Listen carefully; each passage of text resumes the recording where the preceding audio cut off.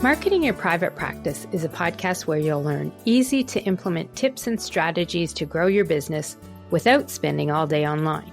I'm your host, Kathy Colaiacovo, and I teach practitioners the Thrive marketing method to create simple and streamlined plans by focusing on long-term strategies, not just social media. Discover ways to spend less time on your marketing, attract more clients, and build the financial freedom that comes with a thriving practice. One where you have time left in your day for the people and things that matter to you.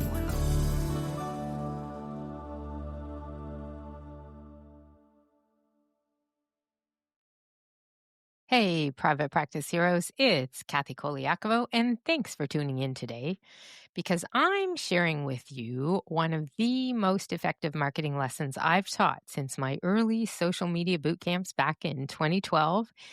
And even from a talk I gave at Fancy in 2016. Fancy, for those who don't know, is a national conference in the United States for dietitians. It's one of the largest conferences out there. And back then, I was doing a talk with a former client. We taught a breakout session on writing content for marketing. And what I taught then is still true today. Your best marketing content comes from the things that you are already saying in your client sessions. And that's exactly what I'm breaking down in this episode, which is a bit of a follow-up to episode 156, where I introduced the Thrive marketing method and how creating anchor content once a month, which is writing an article to use as that anchor content, can help save you hours every week for marketing your practice or your business. Today, what I want to do is move into showing you how your everyday client conversations are sometimes the best starting point for creating those articles. So let's start with some of the basics. I always want to talk about this first, though, because as part of this, I have said the B word, and a lot of people really avoid blogs. So I want to talk about why you should even bother writing content for blogs. And I get it. You're a dietitian, you're a therapist, maybe you're a nutritionist or a service provider in one way or another. And I know you didn't start in business to do marketing, but every business has to do sales and marketing if you want to get the clients that you need to stay in business. Blog content on your website can actually help strangers find you and new clients find you. And it can help them learn how you could be the one person they have been looking for and want to hire. Blogging is still one of the best marketing strategies out there because it helps you show up in search results. It helps drive traffic to your website, and it builds your credibility and trust by showing that you know your stuff. And here's something very critical to understand about blogs, and do not ever forget this. You create blogs for your website more so for the search engines than for people who already know you. And that's why in the Thrive marketing method, I talked about changing up that article you write and putting a few different formatting pieces onto it for a blog than you would in a newsletter. But your blog is one of the best ways that new people, future clients who are out there searching online can find you because the search engines are going to help them find you. Before we get into how you can do this easier way of writing content for marketing, I want to bust a few common marketing myths that I do hear all the time. In addition to why you should be blogging, a lot of people think no one reads blogs anymore. And it's not true. Blog posts can still help you rank on Google and bring in traffic to your website for months or even years later. I've had clients who have blog posts that all of a sudden start showing up as some of their higher trafficked pages on their website. Things can change, and those blogs can work for you for many years to come. I've had clients land new bookings from posts that were written 3 years ago. People are out there looking online, and they find that content that has some of the words they're using in their searches. Blogs can help, and people do still read them. But remember, you're blogging more so for the search engines. Another myth is that people think if you don't blog every week, it's not worth your time. This is also false. One monthly blog article on your website not only comes from that anchor piece of content that's going to help you fuel your newsletter and social media content for weeks. It's going to help keep that new content coming on your website. Every blog is a new page on your website for the search engines to index. And what's more important here is the consistency, not the frequency. So if you're doing a good article once a month, it is still worth it. You do not have to blog or send newsletters even every week. That's not mandatory in any way, shape, or form. Now, the third big myth is that no one takes action from newsletters or even reads them. Well, actually, they do. Newsletters have one of the highest ROIs when it comes to marketing activities. 44% is the latest stat on the return on investment for every dollar put into email marketing for getting results for clients. People do read them. They don't necessarily read them every single week, but they can if you put out good content, or they read them every month if you're on that kind of schedule. I always say week because that's what I do for mine. I have had, and I will tell you this many times, clients get consult requests and new clients the very same day they send a simple email out explaining about new services or a new team member, anything like that. But my favorite example of getting clients from newsletters is from one of my longtime clients. We don't work together anymore, but we did work together for almost 12 years. Her name is Kathy the Coach. She's a relationship coach in Ohio. And after sending her monthly newsletters for years, one man on her email list finally booked a session with her and started working with her after 6 years of reading her monthly newsletters.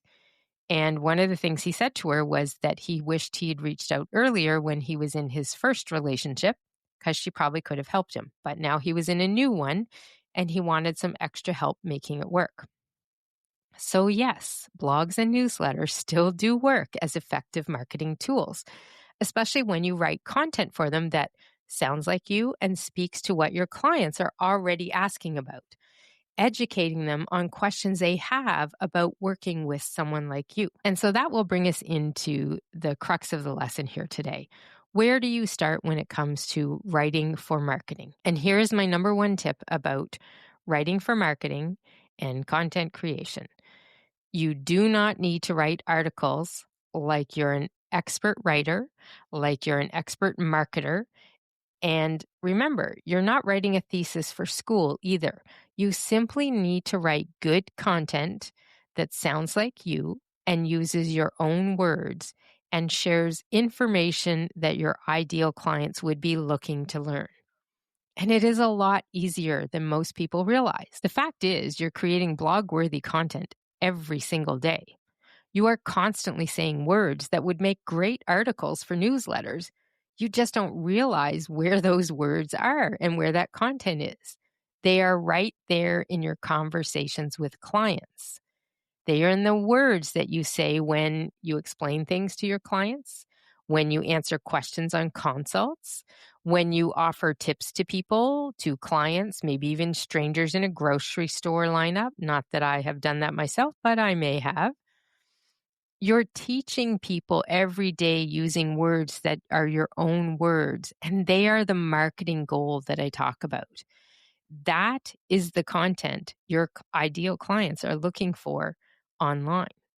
So the next time you find yourself saying something to a client for the third or fourth time, stop and think, could the words I'm saying, the words that they're saying, become an article to use for my blog or my newsletter? They probably can. It does mean paying a little more attention to what you say to people, but that's easy to do when you start thinking about it and being aware of it. And here's a couple examples of things that people may say to you when you're talking to a client, whether you're in a session or on a consult. But some of these examples will give you ideas of how to pay attention to these words that are going to help you write content for your marketing. So let's say a therapist has somebody talking to them and they're saying, I didn't know that this kind of service could be covered by insurance. Or maybe a parent tells a dietitian on a consult call, I'm worried that my teenager has an eating disorder because they're not eating enough food. Or someone asks a psychologist, what's the difference between working with you and a psychiatrist? All of those words that they are saying is marketing content. If you were to write about these situations and address the client concerns, I guarantee you that there are people that are going to be finding that content and finding it interesting and helpful to them. And I promise you, if one person asks you that question, chances are at least 10, 50, or 100 other people out there in the world are wondering the same thing. So, how do you make this happen? How do you figure out what you're going to write about? It really starts by simplifying the starting point when it comes to writing your marketing content, because most people simply get stuck and just don't know what to write about for the content. In my Thrive Marketing Academy, I give members a list in the module on writing marketing content. I think it has over 30, it may be over 40 different types of articles they could write. So that helps give them a bit of a guide and makes it easier to follow that along so that you know how to take some of the words and the ideas you have and format them into a different type of article so that the content that you put out there will impact people and help them see the value of your services. The trick is learning to use these ideas and follow a consistent content plan. And that's what's going to make it easier for you to do your marketing, to write and create the content, and you'll start seeing the results because the marketing you do put out there is more effective. When we look at this list that I have, I wanted to share with you 3 of these types of articles from the list because they're the easiest ones to begin with. And I think they're the most powerful ones too when it comes to putting out content that's going to attract and connect with your ideal clients.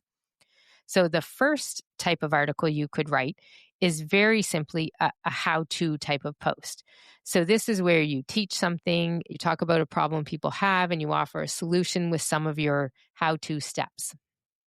And these are the most natural kinds of blog posts that you can actually create and put out there, and they work well in newsletters too. All you do is take something that you explained recently to a client and turn it into a short, helpful article. You want to be thinking about, here's what the problem they talked to me about was, here's what I shared with them that helped them, and here's what you can try to the person reading the article. For example, if you think about the question that I mentioned earlier about the teenager, you could write a short article. Now, of course, you're only going to do this if you're a dietitian who works with teenage clients who may have eating disorders and you help them with their eating disorder recovery and treatment. Okay, so keep that in mind. Don't everybody go out there and write about a teen with an eating disorder.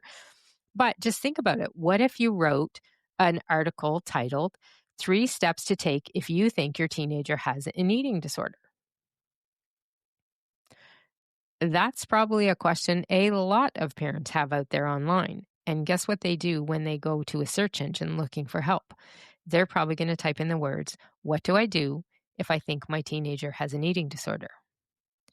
If you have an article like that on your blog, or if you put an article like that out in your newsletter where you know that you have parents of teens that may or may not have an eating disorder, you know that article is going to be effective for them. It's going to give them information they're looking for. And in the case of the one on the blog, the search engines may actually start sending people to your blog article there because it is matching those queries people are putting into the search engines. And that's why it becomes effective content. The words and information you say and talk about with clients turns into great articles. The second type of really effective article that you can put together is client success stories or testimonials. Now, you need to do this with permission, okay? I recommend changing the name of the people, but note, I have had in the past clients who've done this even with a name change and have upset people because they thought they were talking about them. So just be aware of that when you put these kinds of articles together.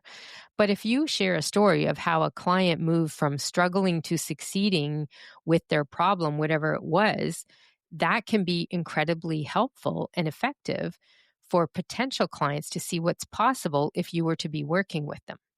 One of my clients used this exact type of post to share a story about a woman she worked with for a job search. So my client offered career and resume coaching services. After making the changes that she did based on the advice, her client got 3 job interviews when she hadn't been getting any at all.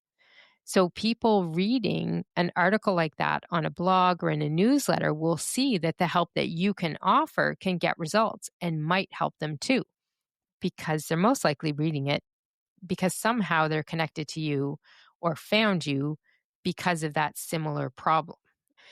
And this is where people will often say things like, I read that story you wrote about, and it's exactly what's been happening to me. And then they reach out because the article showed that you get results for people with these same types of problems. The third type of article that's really good to use when it comes to writing marketing content is sharing what I call related tips or seasonal advice.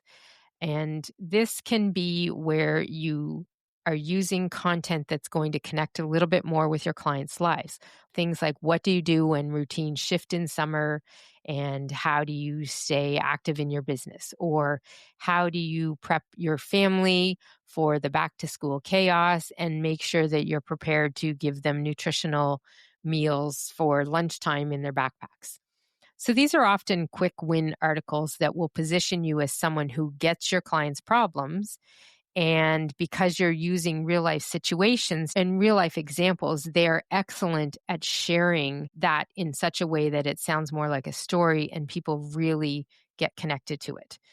So these could be different things that come up during different times of the year when lives change or something occurs. A lot of my dietitians will look at in the springtime talking about a body image and bathing suits and diets and different things like that because summertime is coming up. When it gets closer to December, they're always talking about Thanksgiving food and families and Christmas food and families and gatherings and New Year's. So that's when things kind of blow up in the diet world and the intuitive eating space. And they tend to put out content that speaks to that because of the time of year. Those can be really good ways to add a twist into the article that you might be explaining that is really connecting with people that you're trying to talk to when you write the content. When you're ever stuck, just ask yourself, think back to the week and think about, what did I explain to somebody this past week in a session that might help others too? Because what you said in there probably is going to be something that could turn into next month's article and the lesson that you want to share. So those are just a few ideas of different types of articles that you could write and create that you use based on the words that people say to you when you're talking to them. Now, before you start thinking that this sounds like a full-time job, I want you to take a breath and pause. I want you to remember, you do not have to write an article every week. You do not have to become a content creation machine.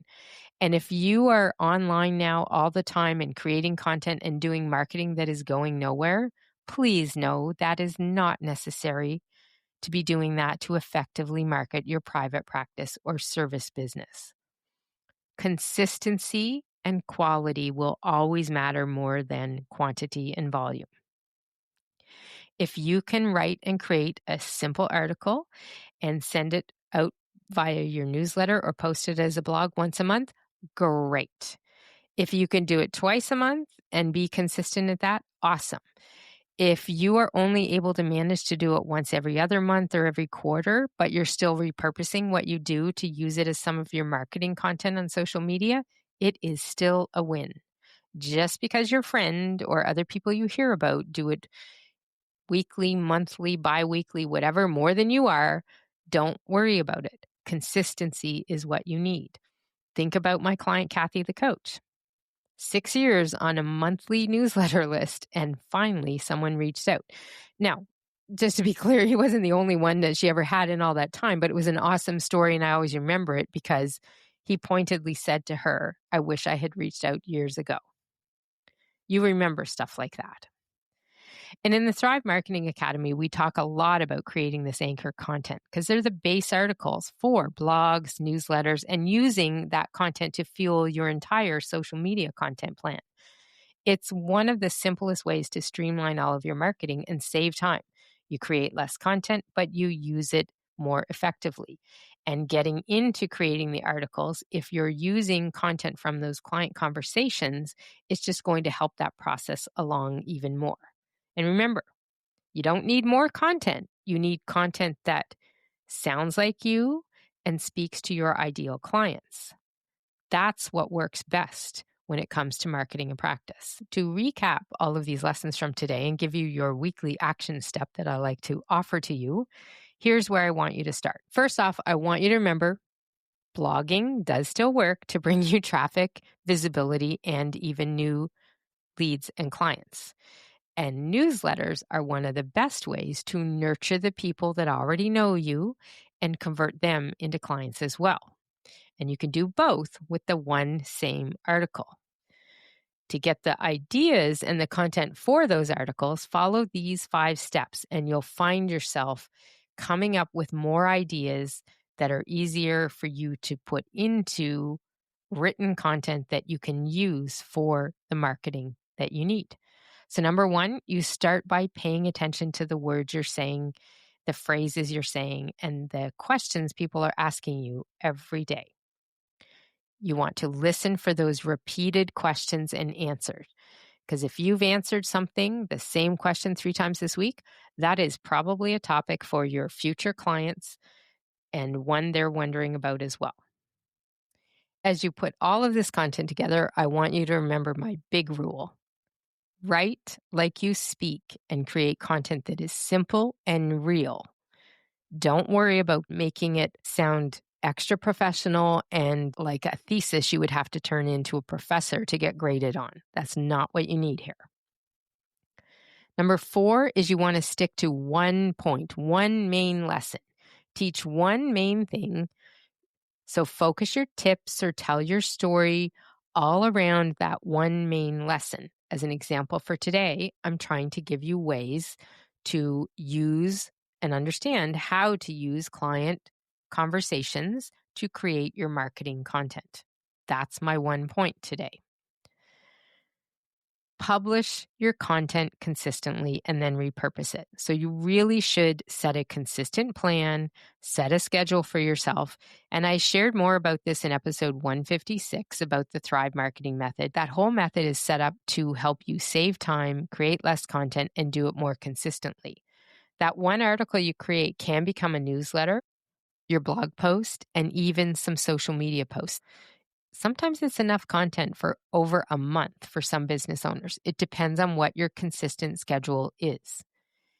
And if you're not sure about that either, episode 50 of my podcast is all about how to do this if you only have 1 hour a week for marketing your private practice or your business. So I'll put links to both of those episodes in the show notes so you can review them to help with the lesson from today. Most importantly, never dismiss the value of this kind of marketing content in helping you get more traffic, more leads, and more clients. And if you do want some help making this a regular, simple part of your marketing plan, I teach exactly how to do this inside the Thrive Marketing Academy. In this year-long program with me, we work together to build your core messages and create a focused content plan specific to you and your business so that you have a system for doing your marketing using the repurposing method so that you are getting results like attracting those ideal clients, but you're not spending hours a day online doing all of this marketing. I want you doing less marketing and working with more clients. And you can feel free to book a Thrive Discovery call with me if you have questions about the Academy program. The doors are always open, and I offer a bonus whenever you mention that you heard about the Academy on the podcast. And that's it for today, folks. Thank you so much for tuning in. This is Kathy Colaiacovo signing off. And remember, to thrive in practice means creating marketing content that helps people find you. Content like blogs and newsletters. And it really can be as easy as saving some of the words from your client conversations to create some amazing marketing content. I'll see you next time. You can find all of our show notes and resources mentioned at marketingyourprivatepractice.com. Be sure to connect with me on Instagram at PepperItMarketing and say hi. I'd love to hear any feedback you have, and make sure to rate and review the podcast and hit subscribe on your favorite player so you don't miss any future episodes.